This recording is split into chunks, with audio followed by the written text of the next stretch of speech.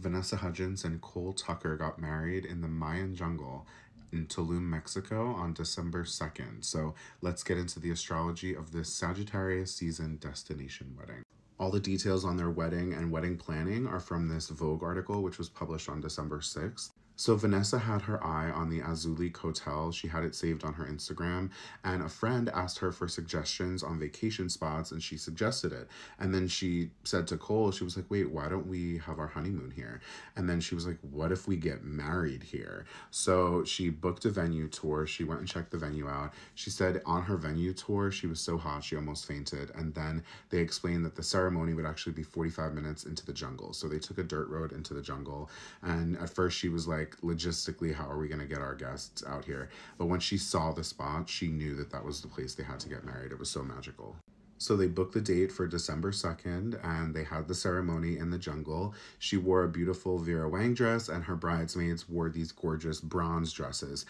She really wanted to lean into the natural tones, but it was still elevated. He wore an off-white jacket with an off-white bow tie, a white shirt, really nice Louboutins, and again, her Vera Wang dress.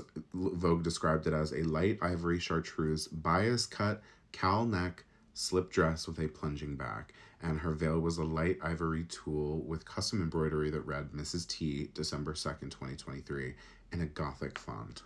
Vanessa was introduced to her wedding planner, Pia Lindstrom, through a man named Alexander Ludwig, who worked on Bad Boys with Vanessa. And I guess Pia Lindstrom, the planner, did the after party for Sleepy Hollow, and Vanessa Hudgens is very into the spooky and the spiritual stuff. So that was like what made her want to try it out, and it ended up working out really well.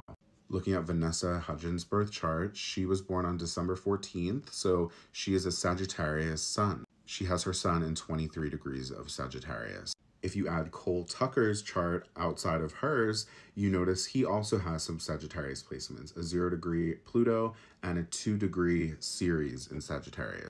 Now, if we add the transits from December 2nd, their wedding day on top, we can see all of the activations that are happening in their natal birth chart.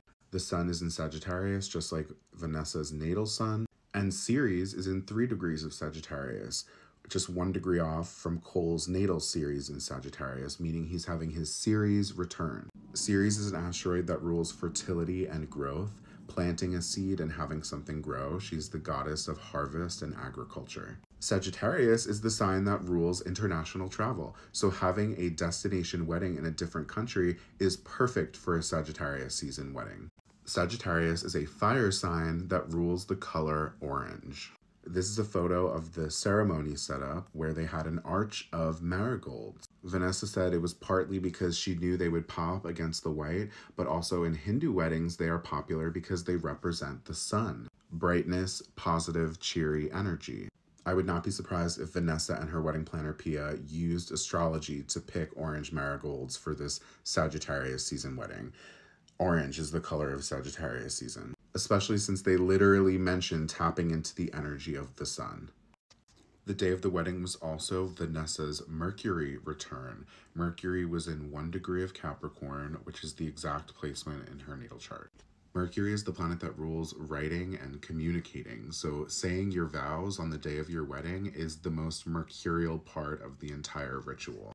In the Vogue article, Vanessa says, I would also say to everyone, write your own vows and read them. It is the most beautiful thing ever in a relationship to be that open and vulnerable and raw in front of all of the people you love, proclaiming your love. It's just beautiful. I loved it. And of course, the moon was in Leo for the day of their wedding, which is all about grand proclamations of love, a fanfare of love, performance. And she even said she loved these tassels that were set up in her ceremony because they made her feel like she was on stage. That is definitely this Leo moon, which is in her first house. She's a Leo rising. Another thing I found really interesting, Vanessa Hudgens has Juno in 9 degrees of Virgo and Lilith in 23 degrees of Virgo. Juno is the asteroid that rules marriage and represents a spouse.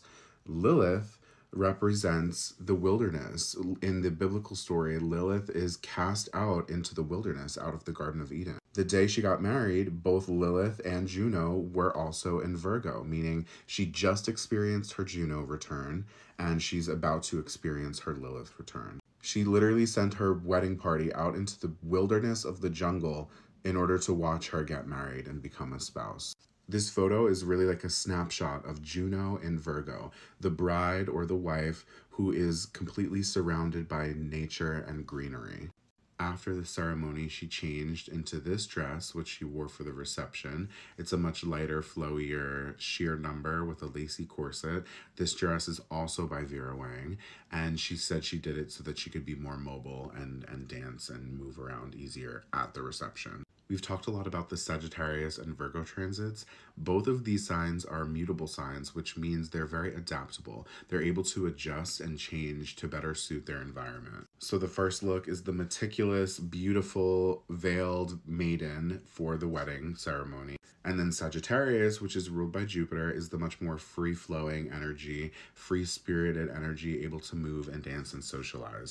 Looking at Vanessa's chart again, I noticed that she has a very interesting Venus in Scorpio, which is opposite her Jupiter in Taurus. Currently, Jupiter is in Taurus, so she is in the process of experiencing her Jupiter return as well.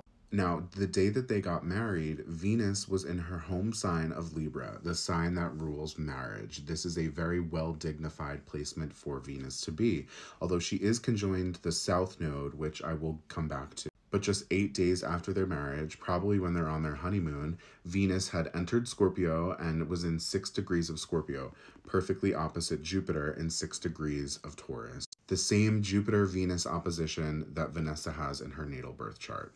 Venus is the goddess of love and romance, and Jupiter is the planet that rules Sagittarius, the ruler of international travel and destination. Venus opposite Jupiter, it reads as a destination wedding.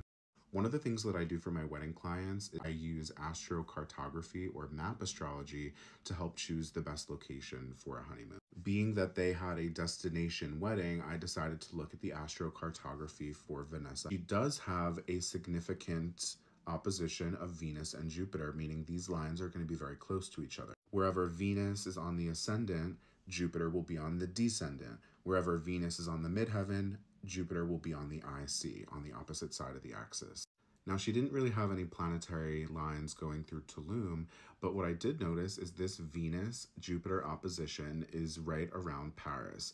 Venus ascendant line is on the left about 60 miles from Paris, and then the Jupiter descendant line is about 40 miles on the opposite direction from Paris. So Paris falls right in the middle of this Venus-Jupiter opposition.